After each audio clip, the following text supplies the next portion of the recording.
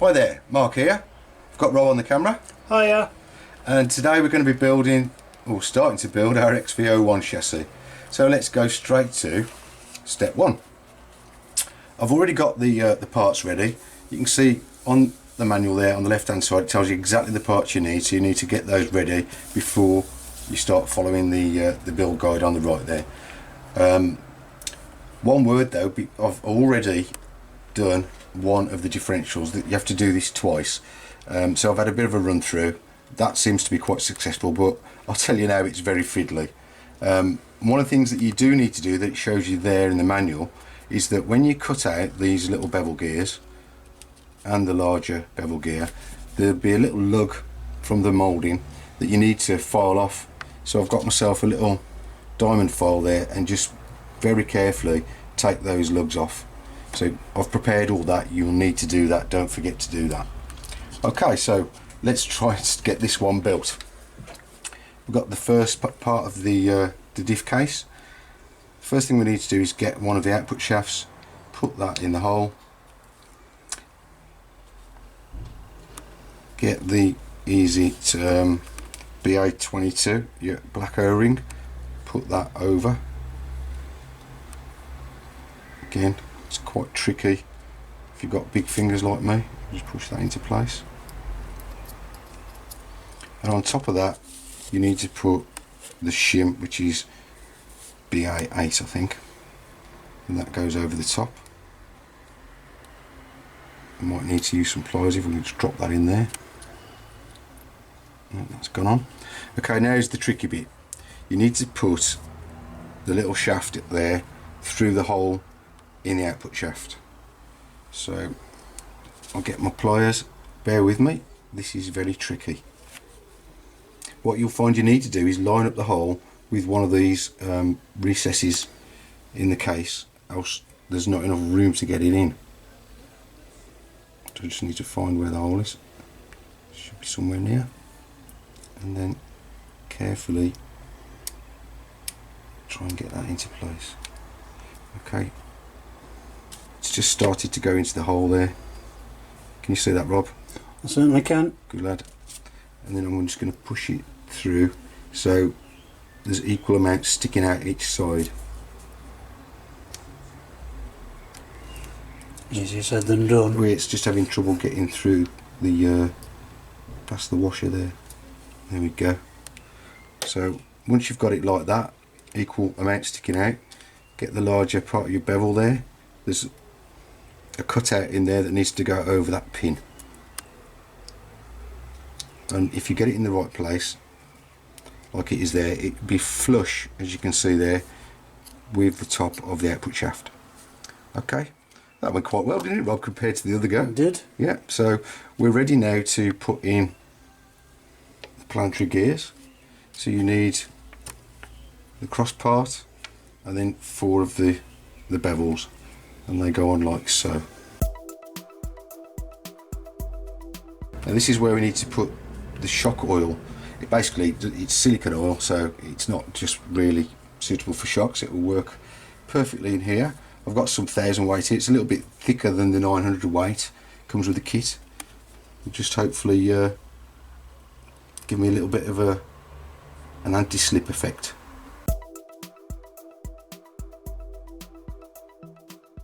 So once your oil's in, we need to put the top half of it on. So very carefully I'm going to place it there, hope it doesn't fall over. Also lose all of my oil. Get the cap, and now we need to put the other shaft in. It's a little bit easier because we're not working inside that cup of the case, so you can see that's in there. We need to get the O-ring, which seals the oil in, obviously, and the shim on top of that. And now we need to put that pesky little pin in place.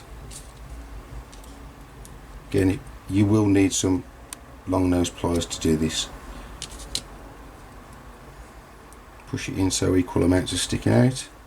What I'm doing now is I'm slightly pulling this down so that the pin doesn't just fall out. On this one I'm going to put a little bit of oil.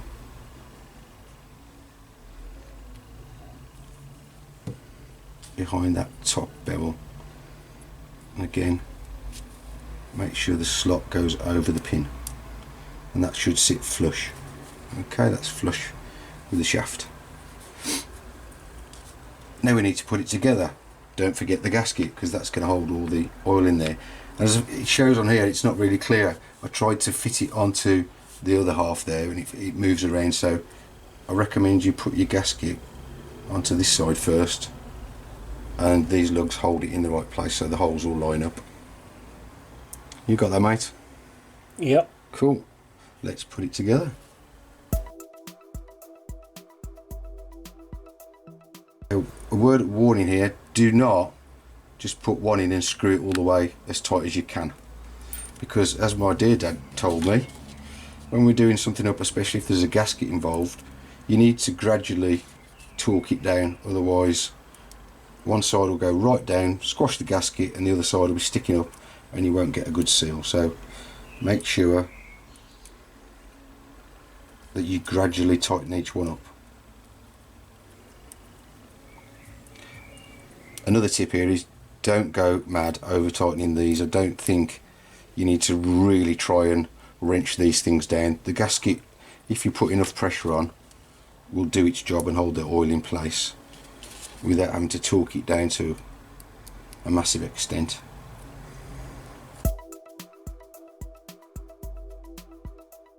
Okay, so once they're all the way in, you start gradually increasing the tension or the torque on each one. Go opposite, so slightly tighten one of the screws in and then move to the opposite side, and then hopefully you'll torque it down evenly that way. You could basically, it's just done by feel, isn't it, Rob? Yeah. Just bit by bit you'll feel it tightening up. Once you feel it's about the same as the last one, move on to the next one and go in opposites.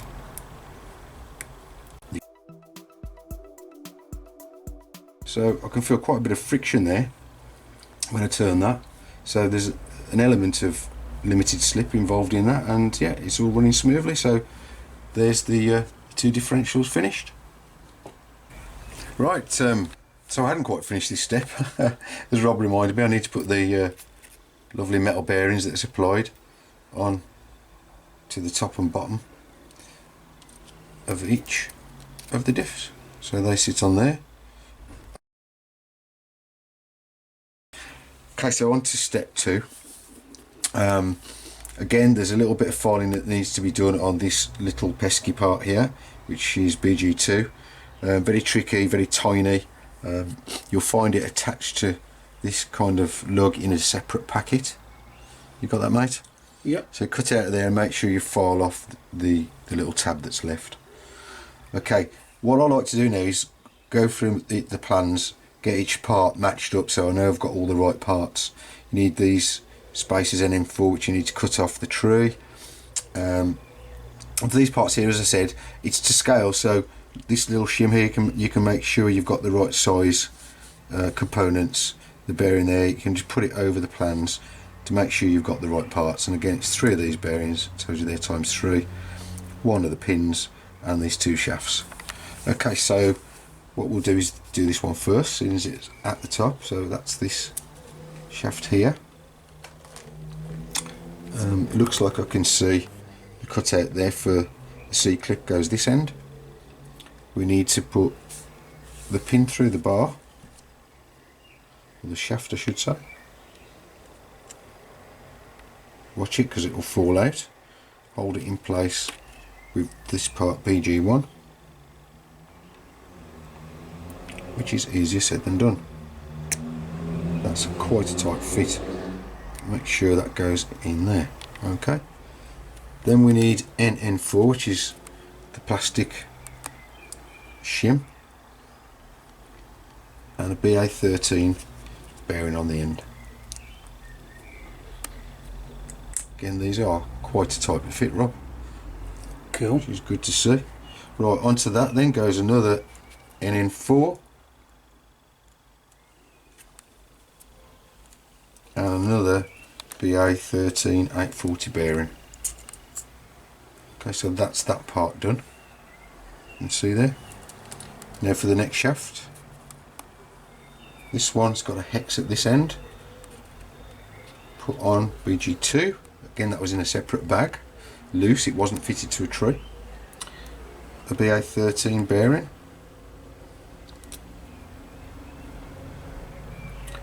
We need this plastic spacer, the BG3, which I've taken the lug off. Are you getting this okay, Rob? Yep. Cool. I know it's a bit awkward, especially in this light. There's very small parts. Right, that seems to have clicked into the BG2. Then we need the tiny BA9 shim. Watch you don't drop this, he says. Goes over there. I find licking my finger helps to pick them up. Yeah, I sometimes do the same. I think my fingers are a bit sticky with the grease actually. Following that, JJ7 slips on there, and finally the larger BA12 to 1050 bearing goes on the end. Again, happily they're quite nice tight fits, Rob. There's nothing kind of flapping around in there. Excellent. What we need to do now is just put a little bit of grease. It says put some of the ceramic grease onto those gears and fit them into the case. So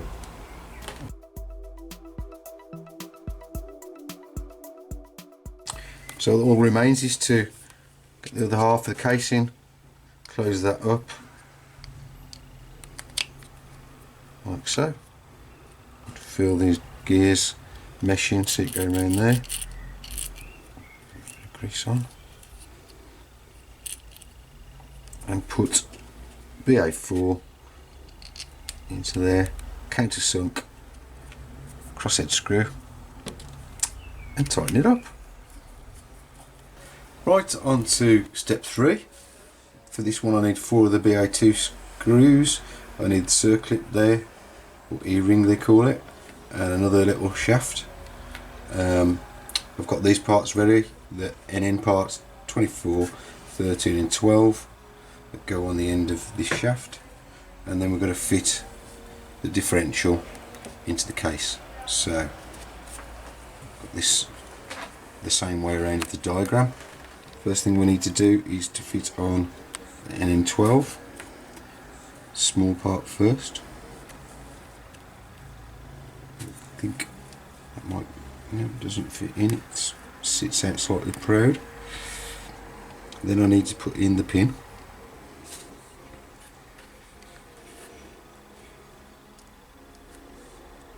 Again, that's very loose.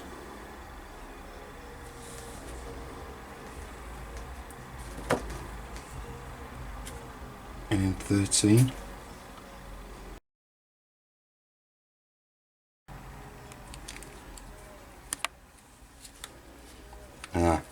It makes a clicking sound when it goes over it. Try and get this somewhere near.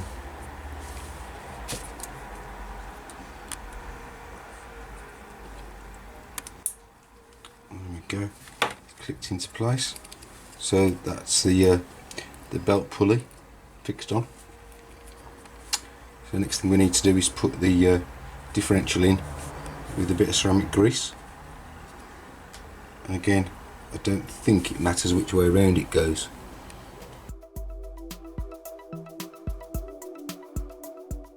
Need to put the bottom cap on, which is A3. Again, clicked into place, and install 4 screws. I recommend with this, again, don't do one screw up all the way. Do it in a cross pattern again, and slowly torque them up till they're all about the same tightness. On to step 4. We're going to be putting the motor plate and the shield there onto the front gearbox. So first we need to get this guard or shield, and that fits. So So we get this the right way around, like so. The motor plate goes on top of that.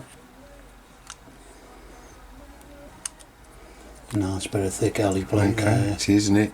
Back to strength and also a bit of a heatsink there, I think, Rob. Yeah. Then we've got part KK1. It's going to go on there. We need to put the long screws through that. So that fits on there. And it's saying that we need, got these long BA1 40mm screws. We need to put some thread lock on there. Word of warning, doesn't come with the kit. So Rob's kindly gone and retrieved his thread lock for me. We're just going to put a tiny bit on the end of each screw. Yeah, doesn't Sure. take much. A gel format. Yeah. Never seen it before myself. Because the thread lock I've got is always like liquid. That should be enough, shouldn't it? Yeah, plenty. Plenty. Rub that off my fingers with a bit of rag. Try not to get it on the plastics because apparently it will react with the plastic, won't it? Or can do. Yes, that's what they say. And then again, just screw this up loosely while we get all of the 3 screws in.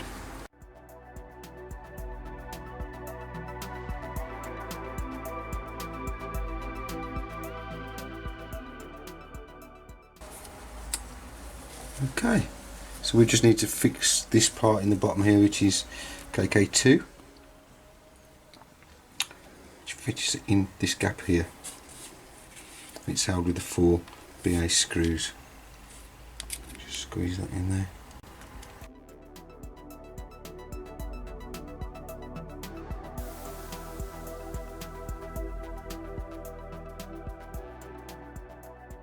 Step 5. Okay, this is putting on the spur gear. This one should be quite a quick step. We've got the 4 6mm screws. There's this small little shaft there. The spur gear itself, part JJ11, which goes there, which is off the JJ tree, and JJ8. Bear in mind that these screws and the pin came in with the pinion gear bag, a separate bag. So this isn't in bag A. Took me a while to find that. So we need to get this JJ11, fit it onto the shaft. That fits right in nicely. And now we need to put the pin through.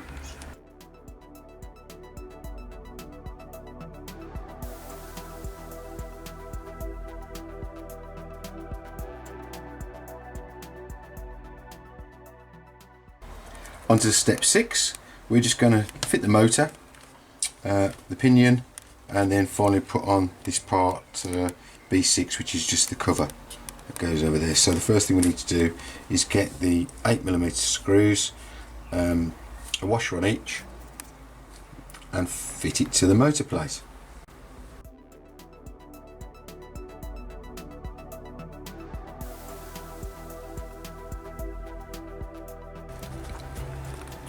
Okay, so that's fitted now, it's still movable. What I need to do is get the pinion, put the grub screw in already, find the flat, there we go.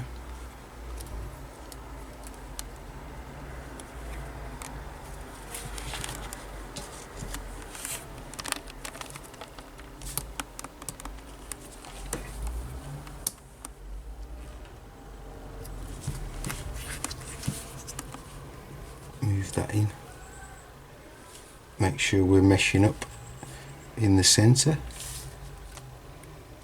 Looks about right. Again, nip up the grub screw, only finger tight really. Again, I don't think you need to use that end, you don't need the extra torque. That seems to be lined up quite nicely there, the gear.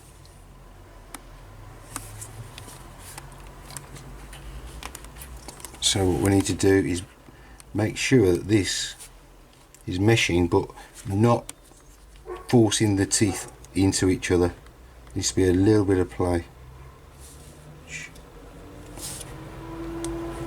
Slightly more than that. That looks about right to me. What do you think, Rob? Yep, now I'm zoomed in. Yeah, that look about right?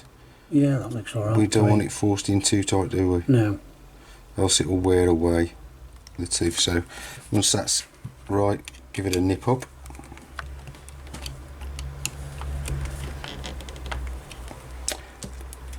Now, it doesn't say in the instructions here to apply any grease to this, but every other Tamiya I've ever built, I always put grease on the pinion. So I'm going to grease this up and screw the case on the right way around, and that's the end of this step. Thanks for watching. Hope you come and join us in the next part.